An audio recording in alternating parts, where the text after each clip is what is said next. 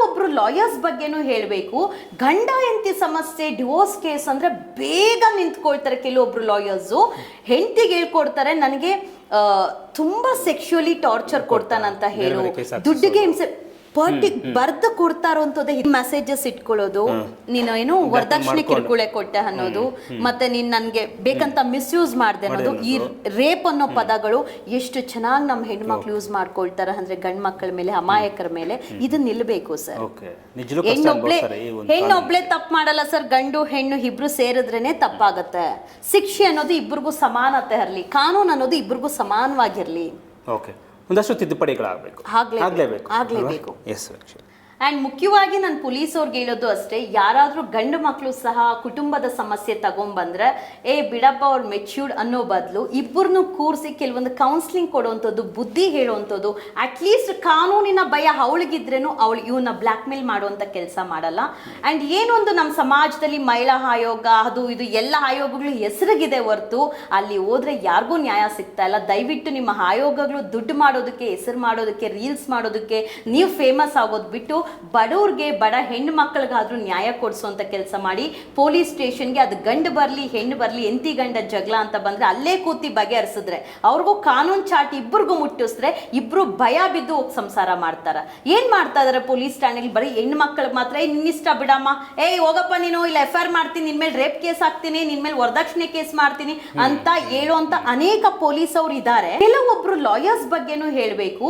ಗಂಡ ಹೆಂಡತಿ ಸಮಸ್ಯೆ ಡಿವೋರ್ಸ್ ಕೇಸ್ ಅಂದ್ರೆ ಬೇಗ ನಿಂತ್ಕೊಳ್ತಾರೆ. ಕೆಲವೊಬ್ರು ಲಾಯರ್ಸು ಹೆಂಡತಿಗೆ ಹೇಳ್ಕೊಡ್ತಾರೆ, ನನಗೆ ತುಂಬಾ ಸೆಕ್ಷುಯಲಿ ಟಾರ್ಚರ್ ಕೊಡ್ತಾನಂತ ಹೇಳು, ದುಡ್ಡಿಗೆ ಹಿಂಸೆ ಬರ್ದು ಕೊಡ್ತಾ ಇರೋಂಥದ್ದೇ, ಇವರೇ ಗೈಡ್ ಮಾಡಿ ಬರ್ದು ಸರ್ ನೋಡಿ, ಒಂದ್ ಹೇಳ್ತೀನಿ, ನಾನು ಇಷ್ಟು ದಿವಸ ಒಂದು ಆಲ್ಮೋಸ್ಟ್ 1 week ಅಲ್ಲಿ ಒಂದು 7 families ನಾನು ಹೊಂದು ಮಾಡಿದ್ದೀನಿ. ಅದು ನನಗೆ ಪ್ರೌಡ್ ಫೀಲಿಂಗ್ ಇದೆ.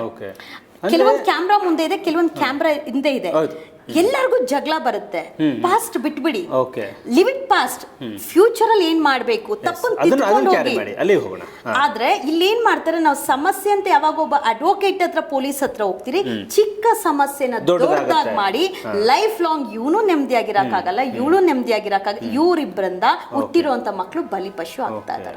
ನಿಮ್ಮಲ್ಲೇ ಅಂಡರ್ಸ್ಟ್ಯಾಂಡಿಂಗ್, ಕುಟುಂಬಕ್ಕೆ ನೀವು ಸಮಯ ಕೊಟ್ರೆ, ಇಬ್ಬರಲ್ಲೂ ಅಂಡರ್ಸ್ಟ್ಯಾಂಡಿಂಗ್ ಇದ್ರೆ, ನೀನು ನನ್ನ ಹೆಂಡತಿ ಅಂತ, ನೀನ್ ನನ್ ಗಂಡ ಅಂತ ನಿಮಗ್ ನೀವು ಟೈಮ್ ಕೊಟ್ಕೊಳ್ಳಿ.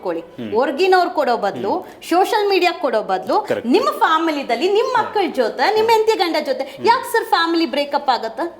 ಅಕಸ್ಮಾತ್ ಆಗೋದೇ ಇಲ್ಲ ಅಂತಂದ್ರೆ ನೀವೇ ಕುತ್ಕೊಂಡು ಡಿಸೈಡ್ ಮಾಡ್ಕೊಂಡು ಹೋಗಿ. ಇವಾಗ ಇನ್ನು ಯಾರಿಗೋ ಫೀಸ್ಗಳು ಕೊಟ್ಕೊಂಡು ಅವರಿಂದ ಅವಮಾನ ಅನುಭವಿಸ್ಕೊಂಡು, ಅವನಿಗೆ ಫೀಸ್ ಬೇಕು, ಇವನ್ಗೆ ಕೇಸ್ ಬೇಕು, ಇಷ್ಟೇ ಸಿಂಪಲ್. ಇವನ್ಗೆ ಕೇಸ್ ಬೇಕು, ಅವನ್ಗೆ ಫೀಸ್ ಬೇಕು, ಇಲ್ಲಿ ಸಂಸಾರ ಅಷ್ಟೇ.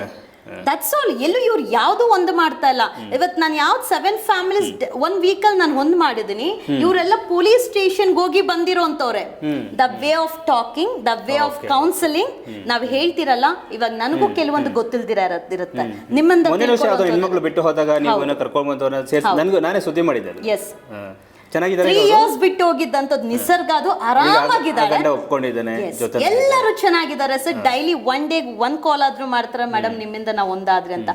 ಅನೇಕ ಹೆಣ್ಮಕ್ಳು ಕಾನೂನ್ನ ದುರ್ಬಳಕೆ ಮಾಡೋದು ಬಿಡಿ. ಗಂಡ ಹೆಂಡತಿ ಆಗ್ಲಿ, ಇಲ್ಲ ಬಾಯ್ ಫ್ರೆಂಡ್ ಇರ್ಲಿ, ಯಾರೇ ಇರ್ಲಿ, ಅಂಡರ್ಸ್ಟ್ಯಾಂಡಿಂಗ್ ಆಯ್ತಾ, ಅಡ್ಜಸ್ಟ್ಮೆಂಟ್ ಆಯ್ತಾ ಇರ್ಲಿ. ಅದು ಬಿಟ್ಟು ಅವ್ರು ವಾಟ್ಸಪ್ ಚಾಟ್ಸ್ ಇಟ್ಕೊಂಡು ಅವ್ರ ಮೇಲೆ ಅತ್ಯಾಚಾರ ಕೇಸ್ ಹಾಕುವಂಥದ್ದು, ಬ್ಲ್ಯಾಕ್ ಮೇಲ್ ಮಾಡುವಂಥದ್ದು, ದುಡ್ಡಿಗೆ ಡಿಮ್ಯಾಂಡ್ ಮಾಡುವಂಥದ್ದು, SC/ST ಆದ್ರೆ ಅಟ್ರಾಸಿಟಿ ಹಾಕುವಂಥದ್ದು, ಸೆಟಲ್ಮೆಂಟ್, ಇವೆಲ್ಲ ಬಿಡಿ. ನಿಮ್ಮಿಂದ ನಿಜವಾದ ಅತ್ಯಾಚಾರಕ್ಕೆ ಬಲಿ ಆಗಿರುವಂಥ ಹೆಣ್ಣು ಮಕ್ಕಳಿಗೆ ನ್ಯಾಯ ಸಿಗದಿರೋಂಥದ್ದಾಗಿದೆ. ಇವತ್ತು ನಿನ್ನೆ ಮೊನ್ನೆಯಿಂದ ನೋಡ್ತಾ ಇದ್ರೆ ಅನೇಕ ಮಾಧ್ಯಮಗಳಲ್ಲ, ಎಲ್ಲಾ ಮಾಧ್ಯಮಗಳಲ್ಲೂ ಸಹ ಕೆಲವೊಬ್ರು ನಟ ನಟಿಯರ ಮೇಲೆ ಅತ್ಯಾಚಾರ ಅಂತ ಹೇಳಿ ಸದ್ದು ಹೆಂಗೆ ಜೋರಾಗಿ ಕೇಳಿಸ್ತಾ ಇದೆ ಅಂದ್ರೆ ದೇಶಕ್ಕೆ ಮುಡ್ತಾ ಇದೆ. ಆದ್ರೆ ನಮ್ಮ ಸೌಜನ್ಯ ಆಗ್ಲಿ, ಖುಷಿ ಆಗ್ಲಿ, ನೇಹ ಆಗ್ಲಿ, ಈ ಯಾವ ಹೆಣ್ಣು ಮಕ್ಕಳ ಹೆಸರು ಸಹ ಯಾವುದೇ ಸ್ಯಾಟಲೈಟ್ ಮಾಧ್ಯಮದಲ್ಲಿ ಬರೋದಿಲ್ಲ. ಕಾರಣ ಏನ್ ಗೊತ್ತಾ? ದೊಡ್ಡ ದೊಡ್ಡ ವ್ಯಕ್ತಿಗಳ ಹೆಸರು ಹೊರಗಡೆ ಬರಬಾರ್ದು, ಕ್ಷೇತ್ರದ ತಾಲೂಕಿನ ಹೆಸರು ಕಾಪಾಡಬೇಕು, ಮುಂದಿನ ರಾಜಕೀಯ ಭವಿಷ್ಯ ಹಾಳಾಗೋಗ್ಬಾರ್ದು, ನಾವು ಗೆಲ್ಲಬೇಕು. ಗೆಲ್ಲೋದಕ್ಕೋಸ್ಕರ ಹೆಣದ ಮೇಲೇನು ಸಹ ಹಣ ಮಾಡುವಂಥವ್ರು, ಹಣ ಕೊಡುವಂತ ರಾಜಕಾರಣಿಗಳಿರುವವರೆಗೂ ನಮ್ಮ ಸಮಾಜ ಉದ್ಧಾರ ಆಗಲ್ಲ. ಅದರಲ್ಲೂ ಹೆಣ್ಣು ಮಕ್ಕಳಾಗಿರೋರು ಮುಂದಿನ ಪೀಳಿಗೆ ತಲೆ ಎತ್ತಿ ನಡಿಬೇಕು, ಎಲ್ಲರೂ ಉದ್ಧಾರ ಆಗಬೇಕು ಅಂದ್ರೆ ಹೆಣ್ಣು ಮಕ್ಕಳು ಸಹ, ಅನೇಕ ಹೆಣ್ಣು ಮಕ್ಕಳು ಬದಲಾಗಿ ನಿಮ್ಮ ಗಂಡಂದ್ರ ಜೊತೆ ಸಂಸಾರ ಮಾಡಿ, ಬೇಡವಾ ಮ್ಯೂಚುವಲ್ ಆಗಿ ದೂರ ಆಗಿ. ಸಂಜಯ್ ನಾಗರಾಜ್ ಅವರು ಮಾತನಾಡಿರುವಂಥದ್ದು ಮತ್ತಷ್ಟು ಮೆಸೇಜ್ಗಳನ್ನ ಕೊಟ್ಟಿದ್ದಾರೆ, ನೀವು ತಿಳ್ಕೊಂಡಿದ್ದಾರೆ ಅಂತ ಅನ್ಕೊಳ್ತೀನಿ. ಒಂದಷ್ಟು ವಿಷಯಗಳ ಬಗ್ಗೆ ಮತ್ತೆ ಮುಂದಿನ ವಾರ ಭೇಟಿ ಮಾಡ್ತೀನಿ. ಇದು ರೈಟ್ ನ್ಯೂಸ್.